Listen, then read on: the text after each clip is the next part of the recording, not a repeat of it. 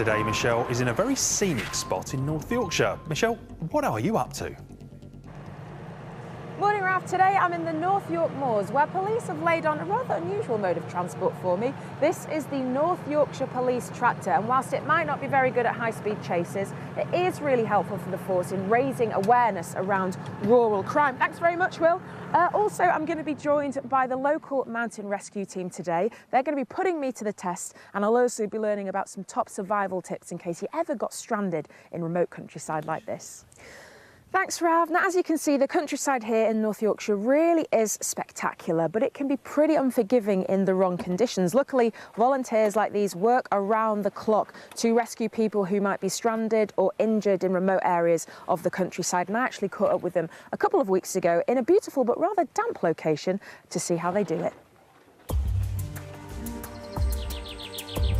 The North York Moors attract nearly 8 million visitors every year. And within this 550 square mile national park, there are around 1,500 miles of pathways and tracks which wend their way through some of Britain's wildest and most unspoilt countryside. This stunning landscape is a popular spot with plenty of visitors every year. But with the weather conditions changing dramatically, as you can see, the countryside can be a dangerous place. If you get into trouble in this part of the world, it's the volunteers of the Scarborough and Rydale Mountain Rescue Team who are most likely to come to your aid. A lot of the incidents we get called to are what it's deemed to be a simple slip, trip or fall, often resulting in a lower leg injury. But in this sort of terrain, it's very difficult to get back to the road or a path to get treatment. Today, the team has invited me to experience their life-saving work firsthand. So what are we going to do today? We're going to simulate a girl who's tombstoned off Thomas and Foss. The dangerous craze known as tombstoning involves jumping into water, often from a high cliff or ledge, whilst holding a straight body position, like a tombstone. We're going to bring her back across the water with our swiftwater rescue technicians, transfer her onto a stretcher, hoist her up off the river bed and up onto the side of the bank. And that girl is going to be me.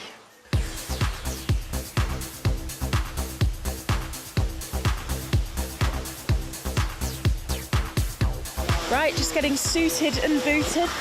It's getting very hot in here. We're just going to pull your neck seal out like that, and then we're just going to bend down into a little ball, Ooh, yeah. pull your arms in, and all the air will come out of your dry Feel it. OK, and then let it back up. OK. That's done. And then it's into the water. Wow, it's cold. It's hard to believe that anyone would risk plummeting 20 feet into this pool, but people do, and the consequences can be devastating. Often people don't realise what's in there. The pool may be deep at one point, but may have a tree in there or gravel, and so it's not as deep as people think. Or just people just fall in awkwardly and damage their spine by landing on their back or on their front.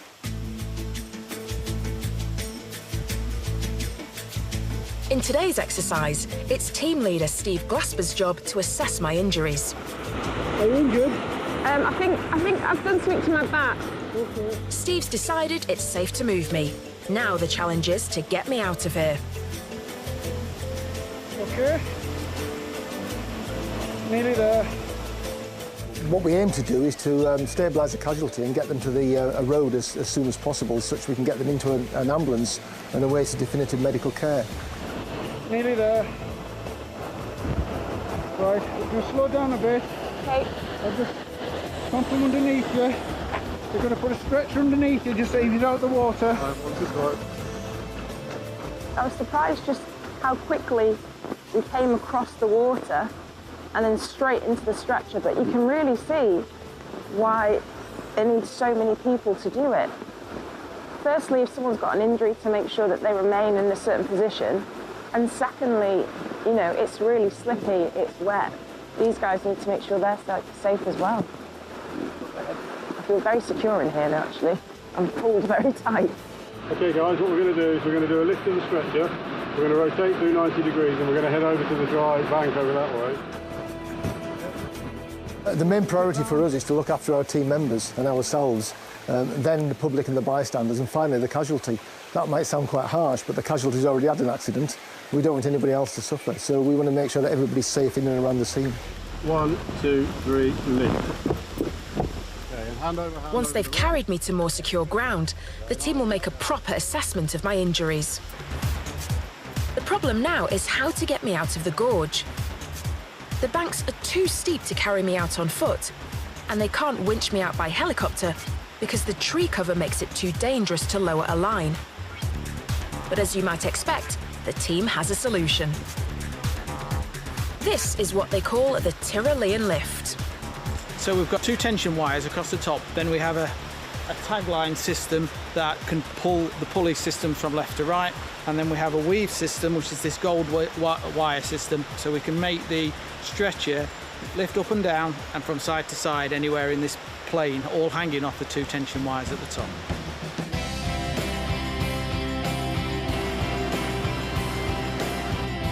This is the bit I've been most nervous about.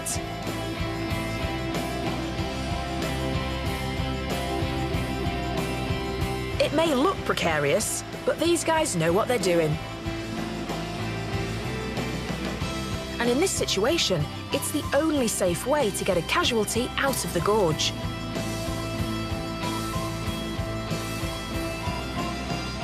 It's been a successful training exercise and a clear reminder of the potential perils which lurk in this stunning landscape. Amazing work by the team there, and thankfully I actually made it back in one piece, which is great news. Now, Ian, we obviously had a great day doing that exercise, but the next day you guys were called back to that location, weren't you? That's right. Just after lunch, Yorkshire Ambulance Service called us out to a 64-year-old lady who'd been walking up the path with her partner. She'd suffered a small slip or trip and injured her lower leg. So what did you guys have to do in that situation? Far less complicated than the rescue we practiced on you on the previous day. We put her onto a stretcher, carried her across the stream, then with the assistance of a rope, hauled her up the fairly steep bank to a waiting ambulance as she was taken off to Scarborough Hospital. I'll be honest, Ian, it just still doesn't sound that simple to me. That's why the training's so important, though, isn't it? Yeah, the training and local knowledge is very key to what we do. Definitely. Good job for Thank you you. guys. And talking about stretchers, as Ian mentioned, this one is very familiar to me, actually. It's the one that I was in the other week. So, Andrew, talk me through how this vacuum stretcher actually works. OK, so the vac mat is basically a full body splint. So once we've put the casualty on the mattress here, we use these for casualties with snowed and pelvic injuries. We've wrapped Emma up, nice and snug. tight. We've got the head protected as well. There are polystyrene beads all inside this mat that'll help give it structure and rigidity once we start extracting the air. OK, and I remember from being in it, you know, it's quite comfortable, but it is, you know, it's tight. You need to make sure everything's just in position. Yes, everything needs to be in position. Straps need to be nice and tight, not too tight, but comfortable. And as I said, the head encased as well. Head in place. OK, right. Well, I'll help you then, Liz, to pump it up. So just I'm putting my foot in Thank here. you. Emma? Yes, put your foot in there and pump away. OK. And I've noticed that this is different to some paramedic teams, you know, kit, because you've got those very straight boards that you can use as well, haven't you? Yes, this the advantage of the vac mat is it reduces pressure sores for the casualty. Right. Also, we can put it through a scanning machine at hospital as well, so it's ready to go. It's got no metal in it. That's correct. I mean, right, I could be here for some time. This requires quite a lot of elbow grease. So, Rav, I'll check in with you later. Ooh-wee. Thanks, Rav. Well, I'm here in North Yorkshire with the Scarborough and Rydale Mountain Rescue Team. I've got my helmet and my gloves on as I'm going to be helping these guys out shortly. But firstly, Dave, a lot of people might think that you guys only attend really serious accidents, but actually your jobs are really varied, aren't they? We do. We get called to all sorts of incidents, Michelle. So, you know, what might initially be a fairly simple injury or medical condition, if it happens in the wrong place, can turn into quite a technical rescue for us because you know, on our area of the North York Moors, there are some quite remote places. Definitely. So what's happening today? So what we're doing today is we're simulating that we've got a casualty at the bottom of this grassy slope, and to assist with getting the casualty up safely, we've set up quite a simple rope system to ensure that we can do that safely. So if you'd like to help us just finish off setting it up, if you'd like to bang this pin in here. Right. We're using these hedgehogs as anchors for the rope system. So this is a very sort of lightweight aluminium pin, and then we've got these pegs, which are a bit like tent pegs, that we actually pin them down into the ground. So this is all nice and secure? It's secure, and this is what we've anchored our rope system to. So the guys are now ready to start hauling. Would you like to have a go at I will, hauling? definitely. I've noticed there's a lot of people involved in this hauling exercise as well. Is that normal? Yes, we'd need, if we were just carrying the stretcher normally, we'd need 8 people to carry the stretcher. For hauling, we've got 4 people just assisting with the effort to come up the slope. We've got a couple of people pulling on the rope, and we've got Paul here who's operating the pulley device. Reset. Okay. And how often do you practice this kind of technique? We practice 2 or 3 times a month. We all have to have a sort of competency that allows us to operate and set up these rope systems. Definitely. And I can imagine, you know, different weather conditions bring their own types of problems. That's right. Don't It's not always sunny as it is today, and particularly grassy slopes like this can be very slippery and dangerous when they're wet. Definitely, and as well, it's communicating between your team, isn't it? You know, following those instructions. If it's windy, if it's rainy, you all really need to be listening to what the other one's doing. Everybody has a specific job to do, and they know what their role is in getting the stretcher up the hill. And this is, you know, is this kind of a normal hill? This is it's quite steep. Would this be a normal scenario? This is not very steep. This is our most sort of simple rope system. Oh, really? You've already seen the film of our water rescue, where that's quite a technical rope system. So, and everywhere in between. Well, a good exercise here today. Thanks very much, Dave. Now, here in the North York Moors, mountain rescue volunteers are always ready to help in an emergency, but there are also some things that we can do to help ourselves. Now, AJ, if I was out hiking for the day and became stranded, what's one of the main problems that I could have, for example? On the North York Moors especially is the weather. It can deteriorate really, really quickly, and then you can find yourself becoming hypothermic quite quickly, even in the summer months. So keeping warm is a key thing? Absolutely, protecting yourself from just everyday use, and also even, especially if you injure yourself, you fall over, hurt a leg or an ankle or something like that, then protection is quite key. I'm guessing you could be out there for some time before you guys come and find Absolutely, them. We're not always the quickest to get to you, and sometimes it does take a long time for us to get to you, and then protection is quite key. So we have a storm shelter. OK, let's take a look at this. Basically, the storm shelter, they come in various sizes, small enough to fit in a pocket for 1 or 2 of you, and or big enough to put over a big group of you. And they form a protective barrier from the outside elements and to yourself. Brilliant. We can see some of your team members. Absolutely, they're going to try it out. And it's pretty light as well, isn't it? So any walker could just take this with them? Absolutely. They cost very little compared to what it could do.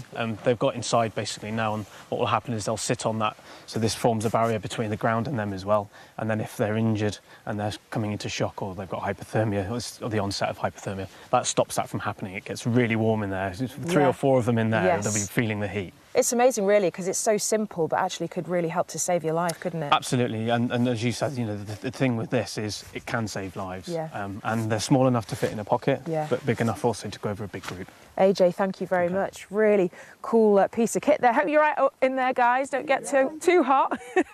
And Mark, you've got a pretty nifty piece of kit here. What's this? Yes, it's an internet application that I can use to send a text message to a missing person or casualty. It sends them a message with a link in it. If they click on that link, it then sends back their location, probably accurate with about 10 metres, and it will email me the grid reference and show it on the map as well, simply by using an SMS message. That's fantastic. I'm assuming you have to have mobile phone signal for that. They need to have mobile signal, and they need to have the location turned on, and they want to be able to press that button, so they need to be able to press the link in it. But if you have got that, it should speed up search and rescue missions, surely. Oh, definitely, yeah. I mean, the key thing about having all these skills is we need to get them to the people that need it, and that's a casualty. So if it helps us do that, then that's brilliant. Amazing, Mark. Thank you very much. Thank you. Great work, guys.